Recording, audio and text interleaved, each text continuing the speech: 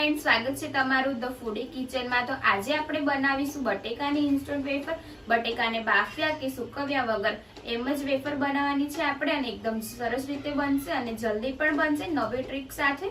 तो वीडियो ने लास्ट सुधी जोजो अने जो हजू सुधी तमे चेनल ने सब्सक्राइब ना करी होय तो चेनल ने सब्सक्राइब करी देजो जेथी मारा आवनारा नवा वीडियो पहेला तमने मळे। तो चालो आपणे वीडियो शरू करीए। तो सौथी पहला आपणे 3 मोटी साइजना बटेका लीधा छे। आ आपणे वेफरना बटेका छे जे तमने बार पण मळी रहेशे। हवे वेफरना बटेका आवे छे એટલા માટે। तो सौथी पहला आपणे बटेका छोली लईशुं અને એને ઠંડા પાણીમાં આપણે એડ કરવાના છે। એટલા માટે મેં ઠંડુ પાણી લીધેલું છે।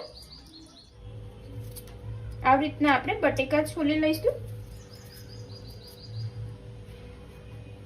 વેફર બનાવવાના બટેકા હોય છે થોડા મોટી સાઈઝના હોય છે। હવે આપણે આ બટેકા છોલી લીધા છે અને 10 થી 15 મિનિટ માટે ઠંડા પાણીમાં રહેવા દઈશું।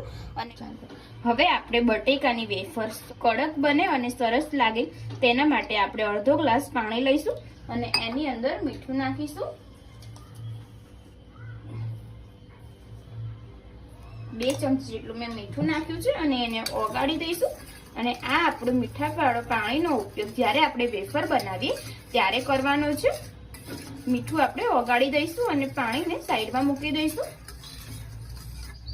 આપણે તળવા માટે તેલ ગરમ થવા મૂકેલું છે અને હવે 10 થી 15 મિનિટ પણ થઈ ગઈ છે એટલે આપણે બટેકાની વેફર બનાવી લઈશું। એની માટે આપણે બટેકાને કોરા કરી દઈશું પછી આપણે વેફર બનાવીશું। હવે આપણું તેલ ગરમ થઈ ગયું છે અને હાથેથી આપણે આવી રીતના બટેકાને લૂછી લઈશું કોરા કપડાથી। અને આપણે હાથેથી જ પતીકા પાડવાના છે અને જો તમે સ્ટેન્ડથી પણ પાડી શકો છો। આ રીતના એકદમ કોરું કરી લઈશું અને હાથેથી આપણે પતલા પતીકા પાડી દઈશું અને આ ટીશ્યુ પેપર ઉપર આપણે મૂકી દઈશું। તમે આ રીતના પણ પાડી શકો છો। એકદમ પતલી સાઈઝનું આપણે પાડીશું। આવી રીતના આપણે બધા પતીકા પાડી દઈશું।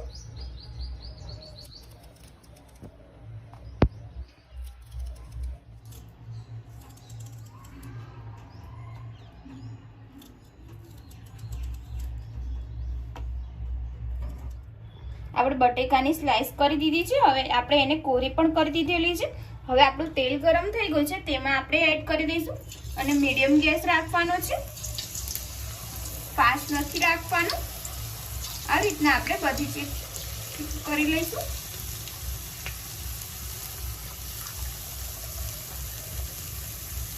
હવે આપણે એને બે સાઈડ ફેરવી લઈશું અને પછી જે આપણે મીઠાવાળું પાણી કરેલું છે તે ઉપરથી નાખીશું જેથી એકદમ બટેકાની વેફર ક્રિસ્પી બને અને કાળી પણ ના થાય અને સરસ થાય।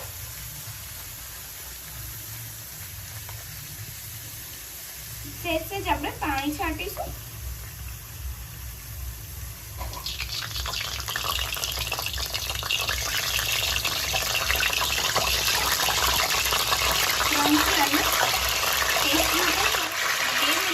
આપણે આને થવા દીધું છે। હવે આપણી વેફર રેડી થઈ ગઈ છે અને કાઢી લઈશું આપણે।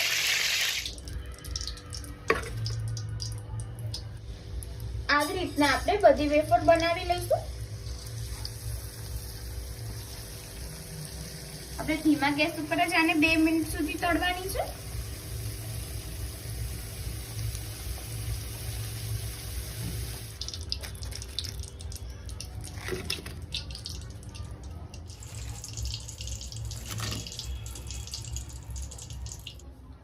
આપણી બટેટાની વેફર રેડી થઈ ગઈ છે। આપણે ઉપરથી થોડો ચાટ મસાલો ભભરાવી દઈશું અને કાશ્મીરી લાલ મરચું પણ તમે નાખી શકો છો।